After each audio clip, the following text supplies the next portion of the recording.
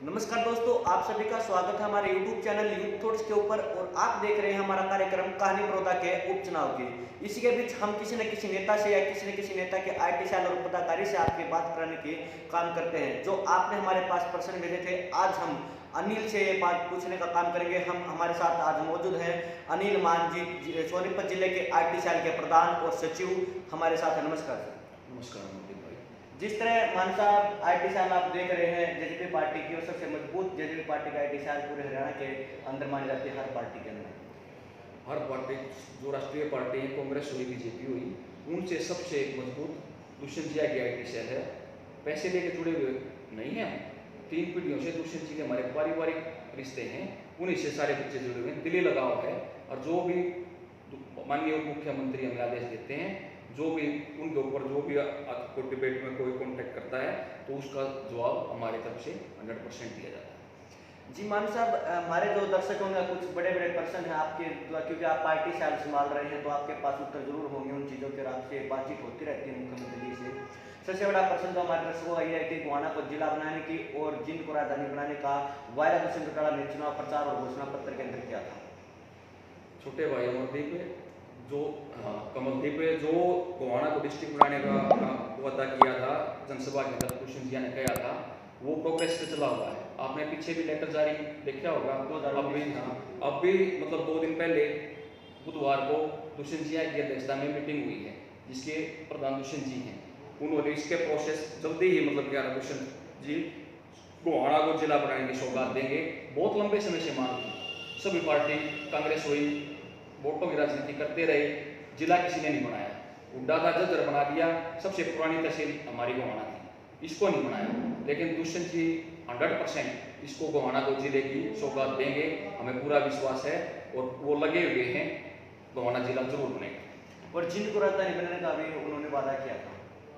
गठबंधन की सरकार है, अगर हमारी अकेली सरकार होती तो जींद को राजधानी आप देखते बन जाती, लेकिन 150 बेड का जो हॉस्पिटल था, जो मांग थी, वो दुष्यंत जिया ने रखी, आधारशिला रखी अमरेली के अंदर। दुष्यंत जिया के नेतृत्व में जींद में विकास को खुद मॉनिटरिंग करते हैं, जींद उचाना हुआ खुद मॉनिटरिंग करते हैं। वहीं पे मतलब जो भी विकास कार्य होते हैं, सबसे ज़्यादा जींद की तरफ रुझान है और जींद को जिला से कम भी नहीं रखेगा।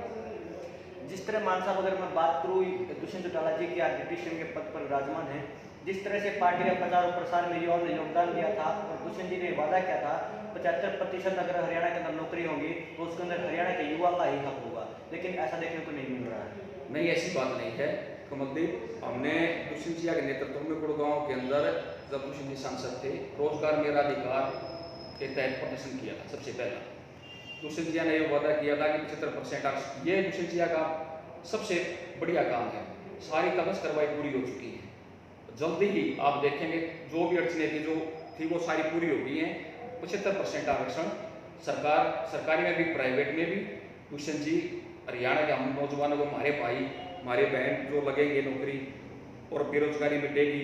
अकेले गुड़गांव के अंदर 13 से 14 लाख बच्चे रोजगार करेंगे, लाखों बच्चे रोजगार करेंगे, बेरोजगारी खत्म होगी। दुष्यंत जी का हम धन्यवाद करते हैं तहे दिल से कि उन्होंने ये काम किया, नौजवानों की तरफ ध्यान दिया और बेरोजगारी मिटाने के लिए 75% का ये कानून बनाया।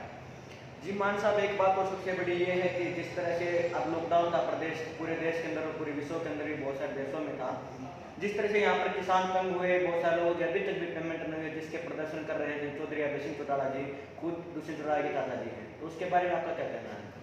देखिए छोटे भाई, ये तो पक्ष का काम होता है मीडिया में बने रहने के लिए, कुछ ना कुछ तो चाहिए।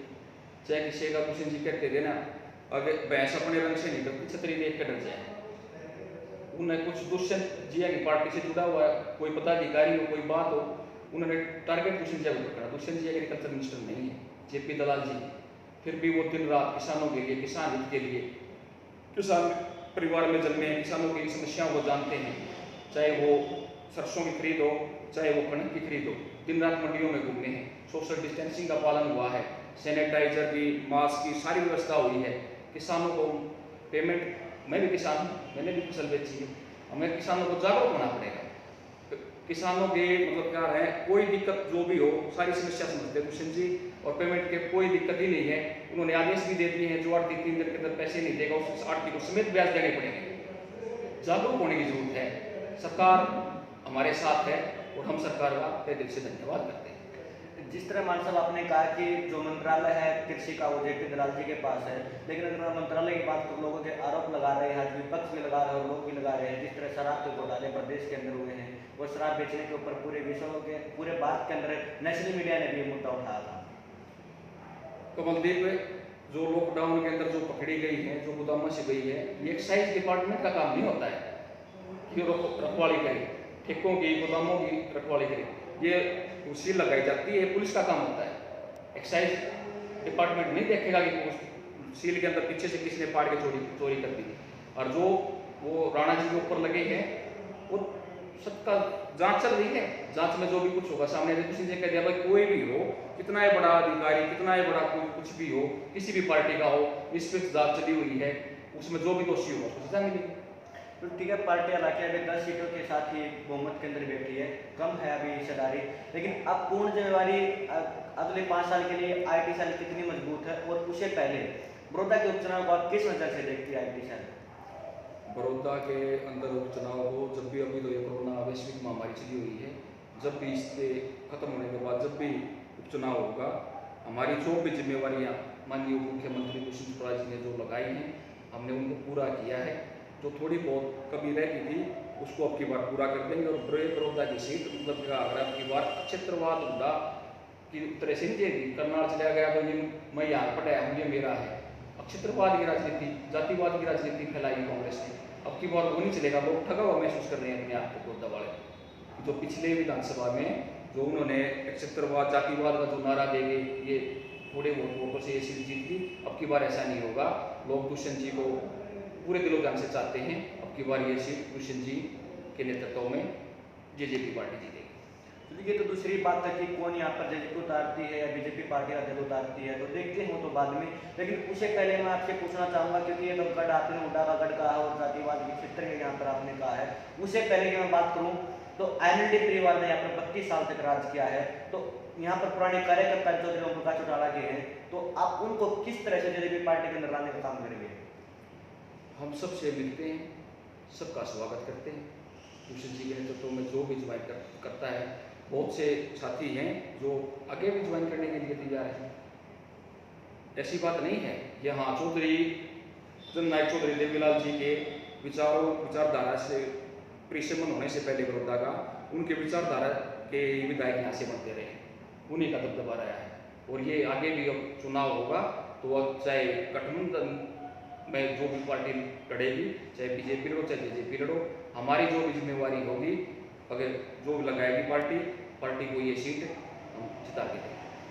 ये थे हमारे साथ आईटी सेल सोनीपत के अध्यक्ष अनिल मान जी, और अनिल मान जी ने हमें बताया कि किस तरह से पार्टी चुनाव लड़ने के लिए तैयार है। उससे पहले जो वायदे दुष्यंत चौटाला जी ने किए थे कि जींद को राजधानी और गोवाना को जिला बनाने का काम करेंगे, गोवाना को जिला बनाने वाले बयान के ऊपर अनिल मान ने कहा कि यहाँ पर कार्य शुरू हो चुका है, अध्यक्षता उप मुख्यमंत्री दुष्यंत चौटाला जी कर रहे हैं। उसी इस तरह आप सुन रहे थे अनिल मान जी को, और आप देख रहे हैं यूथ थॉट चैनल के ऊपर हमारा कार्यक्रम कहानी बड़ौदा के उपचुनाव की।